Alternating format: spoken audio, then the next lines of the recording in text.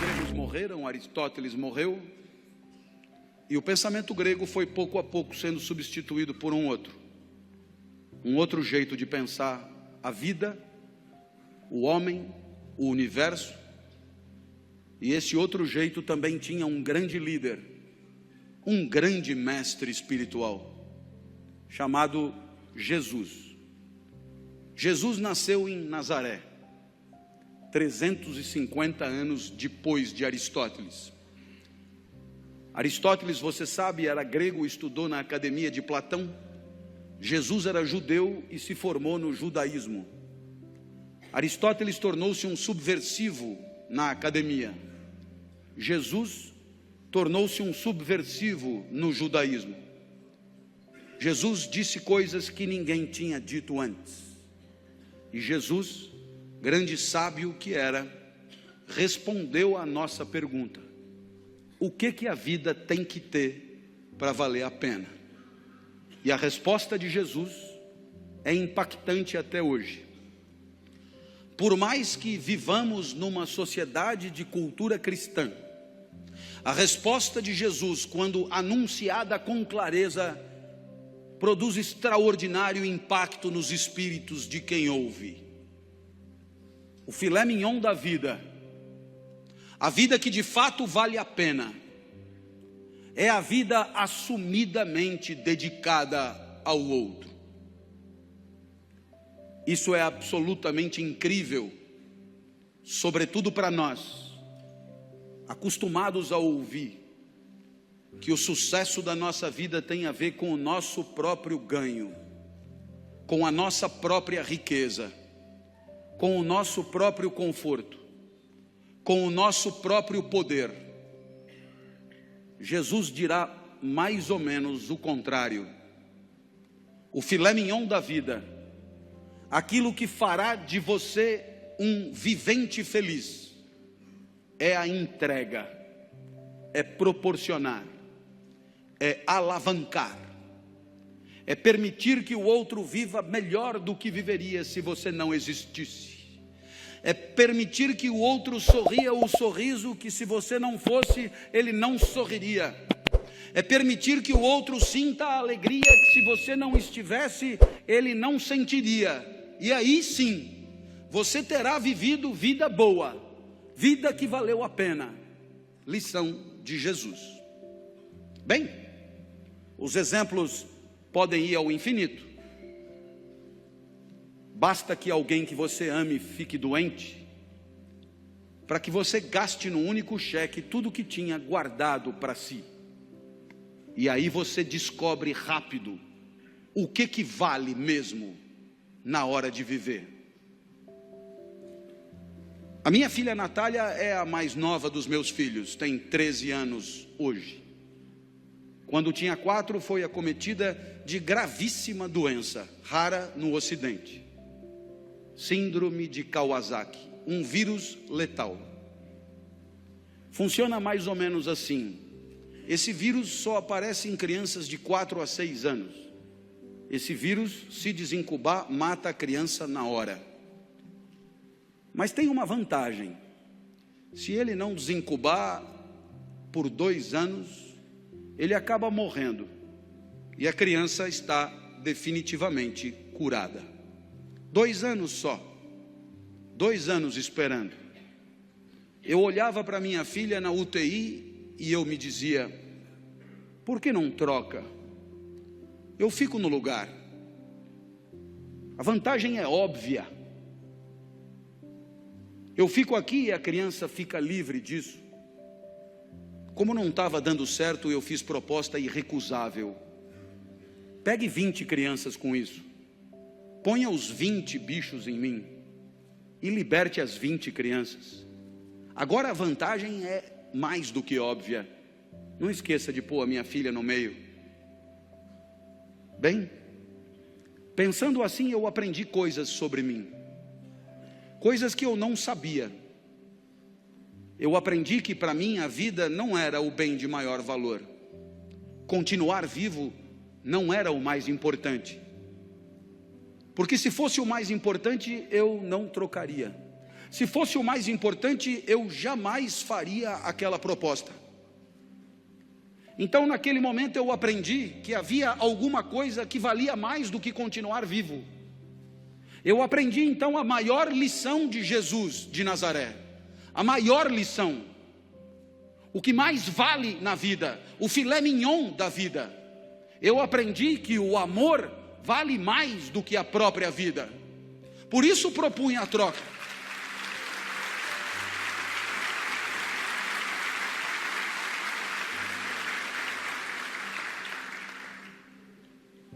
Mas é claro que por onde você andar, você encontrará o mesmo fenômeno. Pessoas desesperadas lutando para diminuir o sofrimento de quem sofre. Na Boate Kiss em Santa Maria, nos desmoronamentos em Petrópolis e Teresópolis, nos incêndios em São Paulo, pessoas completamente despreparadas se atiravam no perigo em nome da proteção da vida alheia. Você encontra isso por onde você andar. Para desdramatizar, minha filha completou 13 anos em maio, e ela virou para mim e falou: papai, ela está completamente curada, portanto, e ela falou: papai, eu queria comemorar meu aniversário em casa, queria mostrar minha casa para os meus amigos, você deixa? A minha filha sempre pede tudo para mim, porque de mim ela sabe que ela tira tudo que ela quer, depois ela só comunica à mãe. Eu já falei com o papai e ele já deixou. Vieram 39, subiram no mesmo elevador, invadiram o apartamento no mesmo segundo. E quando eu vi aquele enxame de criança entrando em casa, me lembrei de uma poetisa búlgara que dizia mais ou menos assim: criança pequena é como água, ocupa todos os espaços. Eu me tranquei no quarto, mas a poetisa tem razão, todos os espaços. Papai, queremos brincar aí também. Minha filha, para onde você quer que eu vá? Você não gosta tanto da padaria? Vai para a padaria e espera lá, leva o celular que eu te aviso. E aí eu te pergunto, que espécie de idiota passaria 3 horas de sábado numa padaria, esperando que uma criança o autorize a voltar para sua própria casa? Esse idiota somos todos nós, não somos? Que um dia percebemos que o sorriso da criança amada vale qualquer padaria. Minha filha me autorizou a voltar, e quando eu cheguei em casa, porque ela é muito legal, ela virou para mim e disse: papai, muito obrigado por ter deixado, eu me diverti muito. Eu sou emotivo, rapidamente as lágrimas brotam, e ela continuou então inapelável: eu queria te dizer mais uma coisa, eu adoro ser sua filha. Nossa, eu para ouvir aquilo passaria uma semana na padaria. Eu acho que eu abriria uma padaria. Nesse momento você poderia imaginar que o exemplo de Jesus encontra abrigo em situações de afetos familiares. E você poderia imaginar que aqui é trabalho, evento profissional, competidores à flor da pele, com sangue no olho e faca nos dentes. A lição de Jesus não encontraria lugar aqui. Eu tendo a discordar. Há 30 anos, como professor universitário, me perguntam por que escolhi essa profissão.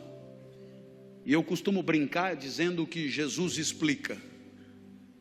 Porque se a vida boa é a vida dedicada aos outros, se o filé mignon da vida é a vida onde cada joule e cada caloria é destinada a alegrar quem está na frente, se a vida boa é a vida em que o outro e o seu desabrochar são o maior valor, admita que a minha profissão é imbatível. Tudo é pelo aluno, é para o aluno, é em função do aluno. É o aluno que aprende, é o aluno que se forma, é o aluno que se capacita, é o aluno que se prepara, é o aluno que se posiciona no mercado, é o aluno que volta para você depois que está trabalhando para continuar estudando. Tudo é por ele, cada aula preparada, cada livro escrito, cada ensinamento dado é para que ele possa pensar melhor e viver melhor. Nada volta nem salário tem. É evidente que é pelo aluno. Mas eu falo do professor a título de exemplo. Todas as demais profissões podem ser assim. Quando o médico volta para casa à tarde e às 4 da manhã é acordado, ao se levantar, ele talvez ganhe mais do que o professor, mas não é por causa disso que ele levanta. Nem ele, nem o dentista, nem o advogado, nem o psicólogo, nem ninguém. E aí eu costumo dizer, disse até uma vez num evento de mídia que depois na internet atravessou o país, que trabalhar é quebrar o galho de alguém. Trabalhar é quebrar o galho de alguém com conhecimento de causa. Trabalhar é quebrar o galho de alguém com formação. Trabalhar é quebrar o galho de alguém com método, com expertise, com protocolo. Mas trabalhar é, antes de tudo, quebrar o galho de alguém. Feliz daquele que consegue enxergar na alegria do outro o resultado das suas ações, do seu investimento, da sua dedicação e do seu empenho. E é evidente que alguém como você, que trabalha com um valor maior de felicidade, que é a segurança, é evidente que alguém como você tem claro no seu espírito, que se você se empenha por progredir,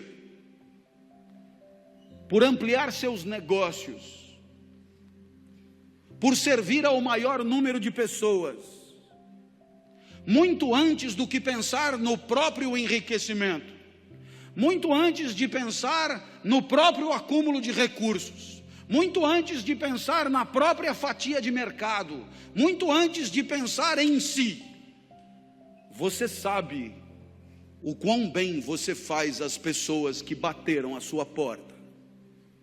Você sabe o quanto as pessoas confiaram em você para bater à sua porta.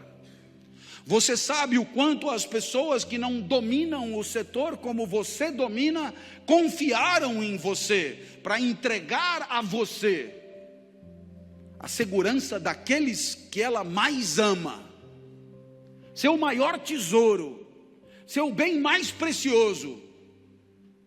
E você enxerga isso, entende a responsabilidade que é a sua, e sabe que a tua maior responsabilidade não está na simples ampliação dos teus negócios, mas está na proteção daqueles que acreditaram em você, na proteção daqueles que em situação de não defesa, de situação de insegurança, vieram bater a porta e confiaram nos serviços que oferecem. Portanto, você entende que só isso dará a você a dimensão do sentido do trabalho, o sorriso do outro, muitos outros, mas muitos outros, famílias inteiras, enorme quantidade de gente que sorri um pouco mais, por se sentir um pouco mais seguro. Aí está o sentido do seu trabalho. O resto é tabela, números, gráficos, de frieza impiedosa, e que pouco ou nada justificariam o seu empenho extra, a sua dedicação extra, porque é exatamente olhando no olho daqueles que confiam em você, que você se sente importante, e não contribuindo com números frios e porcentagens que nelas mesmas nada querem dizer. Essa é a lição de Jesus de Nazaré. Até porque você um dia vai perceber que não precisa jantar 5 vezes na mesma noite. Jante só 4. Vai fazer bem para você. E você terá gente feliz do lado, gente que não ia comer, te fazendo companhia. Uma homenagem a Jesus, segundo o sábio do nosso encontro.